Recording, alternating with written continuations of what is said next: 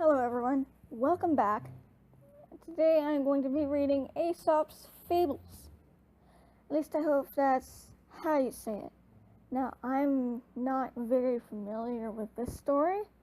Not sure if very many of you are familiar with this one, but hopefully there are a few of you. Oh no, okay. I'm going to take a moment as I have to wait for this to download, because I was not prepared. As I said, I will be reading this one myself. So, I think the first chapter? Oh, I think I know this. Oh, okay. The one I'm aware of is the Hare and the Tortoise, but we're going to be doing them in order, so we don't get messed up. Once upon a time, there was a crow who, when sitting in a tree, saw down below a delicious piece of gorgonzola cheese. "That would be nice for tea," she said. "Yes, please." A hungry fox was roaming on the prowl. He'd smelt the cheese and saw the feathery fowl swoop down upon it, and with grace and ease scoop up the delicious piece of smelly cheese. "Oh no," he sighed. "Now this calls for a plan. I want that cheese, and I'll get it if I can." So in a cunning, cheeky kind of way, he began to offer compliments and say, "You beautiful, elegant, graceful, charming bird, with the sweetest song the world has ever heard. Please sing for me, and do so at your leisure, for your singing would give me the greatest pleasure." Now her feathers quivered, and the crow was flattered. To be beautiful was all that ever mattered. With her chest puffed out to show that she was proud, she opened her beak and cawed quite loud. "Oh dear, you've dropped your cheese," the fox responded, and with it in his mouth and then absconded. The crow was shocked to find she'd now had no tea. The cause, she knew, was foolish vanity. The moral of this tale is plain to see: don't fall foul to cunning flattery. Wow, someone is very lucky to have such a delicious breakfast. Who is going to get it? Hedgehog, crow, or owl? Try to guess. The crow is lucky. She gets the cheese for breakfast. What a wonderful day! It's not often that I get delicious cheese as a gift. Who is this? A sly fox who wants the cheese for his breakfast. My dear crow, you look pretty today. What's the secret? What's the secret?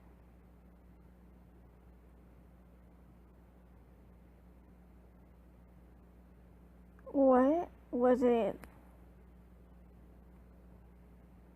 I've never seen such lovely eyes like yours. Oh.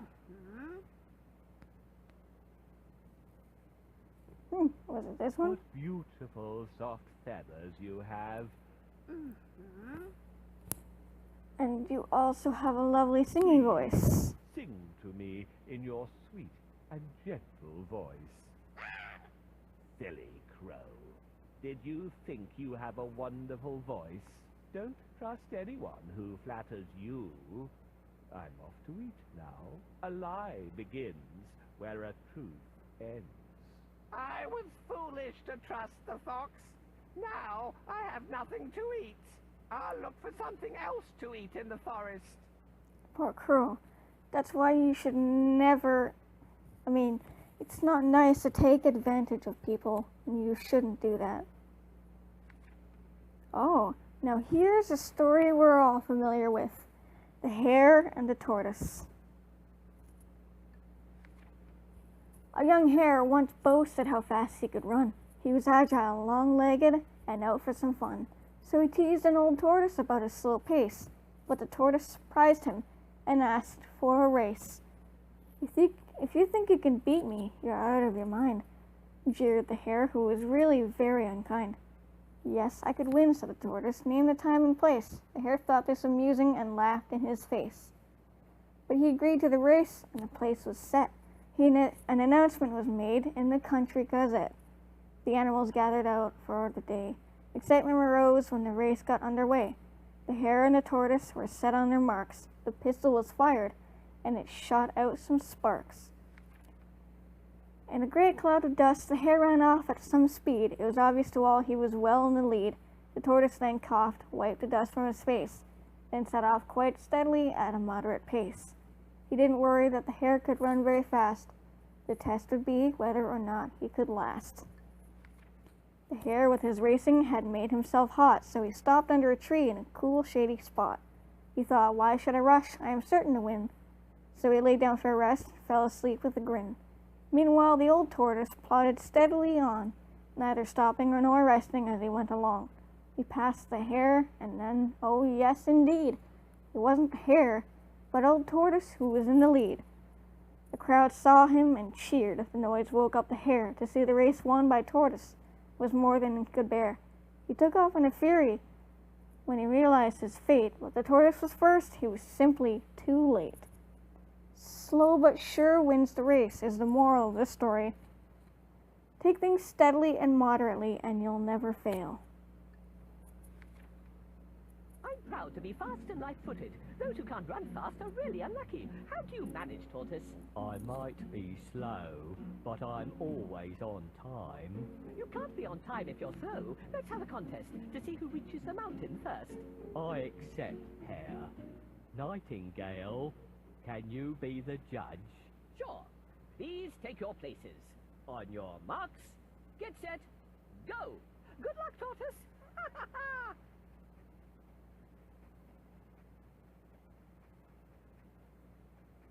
Good luck, Hare. Remember, slow but steady wins the race. I'm already halfway, but Tortoise is so far behind, I'll take a nap. There are many stones on the road. Shall we remove them so I can walk faster? Let's help Tortoise remove all the stones from the track. Will do. Oh wait, where are they? Thanks again. Thank you. This stone was a hurdle. It was indeed, but I'm glad that you got it over with. Or over it. So I should say. And there goes Mr. Tortoise. The bridge is broken. Can you help her to repair it? We need to find all the wooden parts. Here we go. Thank you. The bridge is as good as new now. Thanks. You are great. There we go. Now the bridge is fixed. So now the hare is sleeping because he used up too much of his energy and he rushed to get to the finish. And that's why he's sleeping. Tortoise is taking his time because he's not rushing. Tortoise is approaching the finish line, but where is Hare? Ah, he is sleeping under the tree. Let's wake him up. Hey, Hare, What's the matter? While you slept, you Tortoise lost the won race. the race. Yeah. Not fair. I was faster. I lost the race because I napped. Discipline matters more than speed in a contest. Tortoise is the winner. I try to be always on time and finish what I've started. That's some very good advice to live by. Here we go. A lion and a mouse. A lion was dreaming, asleep in his bed, when something suddenly awoke him as it ran over his head. "Whatever's that?" he exclaimed, and he shot out a paw and grabbed a small mouse that he had not seen before. The lion roared in anger. "You woke me as I slept. I shall eat you for supper." "Please don't," the mouse wept. "King Lion, you are powerful, mighty, and strong. Please don't eat a poor mouse who meant you no wrong." "Ha ha," laughed the lion. "It's true you are weak. I am strong as you say, so I'll let you speak." "I am sorry I woke you. Please be kind. Let me go. I may one day repay you. You really don't know." "You repay me," the lion laughed. "That's a joke." But he let the mouse go and he gave him a quick poke, saying, "Off you go, little mouse. I don't expect you'll be back." At the most, you'd have made me a very small snack."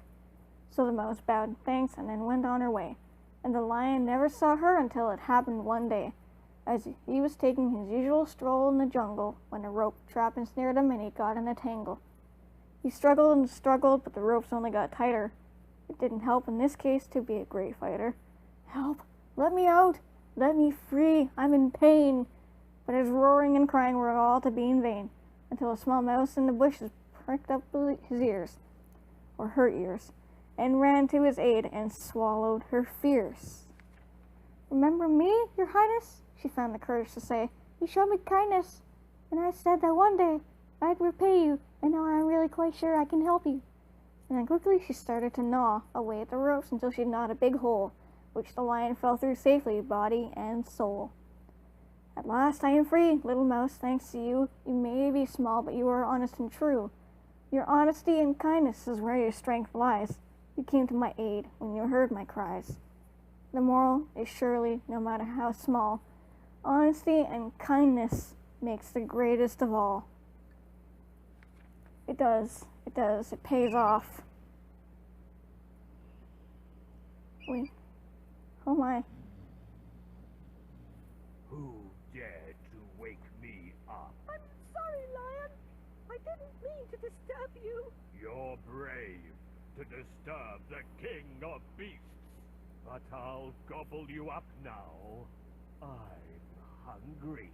I'm sorry I disturbed you. Forgive me today, and I'll help you someday. A tiny fellow like you helping me? Run away before I decide to eat you. Thank you, Lion. I will never forget your kindness. I'm hungry. Oh, I'm so find sorry. something to eat. Okay, here you go. There's a big steak thing right here. What luck that I found such a delicious piece of meat. How would that? It's a trap. Oh no. Help! Help! Let me out! There we go, mouse. We need your I help think again. The mouse might help me. Please help me rescue the lion. Oh no, as usual, there's hunters here. Here we go. Here, nope. Oh gosh. Okay, we had to restart. Controls are being a bit weird on my phone. Oh no, that's a dead end. Can't go that way, so we're gonna have to go this way. Hopefully we don't run into the hunter again. No, go down. Nope, we're not going down apparently. We'll just have to give it a few seconds before we can get away from the hunter. Or whoever these people are that are going through the forest. Hello, Mr. Lion. Are you there? Thank Yes, we are. you Okay. for helping me, mouse. Be good, expect good. The lion spared my life, and I saved his.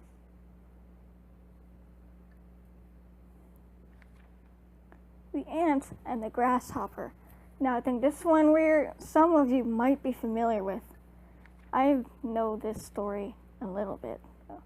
Late one summertime, when the corn was golden yellow, a jolly grasshopper jumped by, a cheery, merry fellow. He loved to play his fiddle, and he loved to sing and dance. Amongst the corn he leapt and laughed and hopped and played and pranced. He had passed his summer days just fiddling, having lots of fun, idling all his time away in the warm, bright summer sun. And by chance, one sunny day, he met a working ant who was clever, wise, industrious, and very diligent. He saw that the ant was hard at work, dragging an ear of corn with all his might. It was 20 times the size. Such is an extraordinary sight. Goodness, chirped the grasshopper, why not stop with me and play? Why work so hard in such a bright and glorious summer's day? The ant then turned and stopped and looked the grasshopper in the eye. You're a foolish, silly time waster. I shall tell you why. The sun is shining, yes, of that I am well aware, but I am gathering in the harvest while the harvest is still there, and I suggest you be wise to follow my advice. Store some food for winter while the weather is still nice. But surely, said the grasshopper, the winter won't come for a while. Oh boy. Everything's fine. But surely, said the Grasshopper, the winter won't come for a while. To work on such a glorious day is really not my style. The working ant took up his load, and with a shaking of his head, said, Goodbye, I must prepare for winter, and my family must be fed.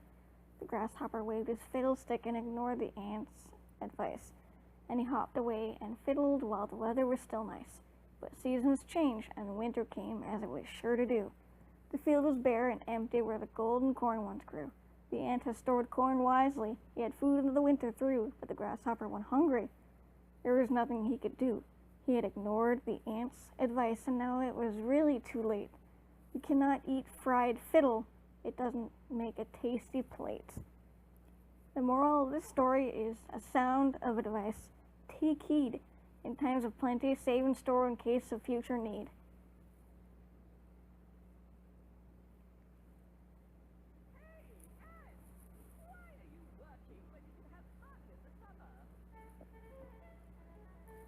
Well, that's really good.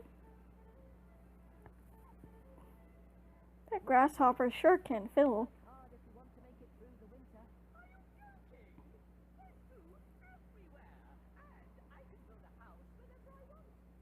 Grasshopper. He doesn't know that there'll be no food or shelter in the winter. Hey, why can't you enjoy the summer? Winter is far away. Grasshopper, I hope you'll be fine when winter comes. It's awesome to enjoy the summer. Grasshopper doesn't want to build a house. Let's help Ant collect wood chips and wheat grains. Alright, fair enough. You're welcome. You're a smart ant. Thank you. Thanks. These ears of wheat will taste delicious on New Year's Eve. Find a bucket to collect dewdrops. Alright. To gather dew now. I don't know what for, but here's a bucket. This bucket is perfect. Oh, there's some dewdrops. There's some right here.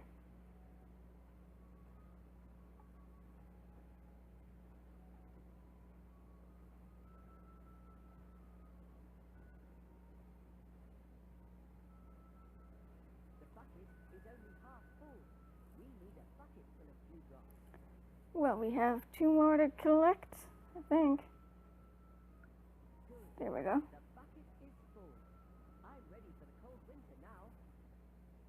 I wish the rain would stop. My wings are wet.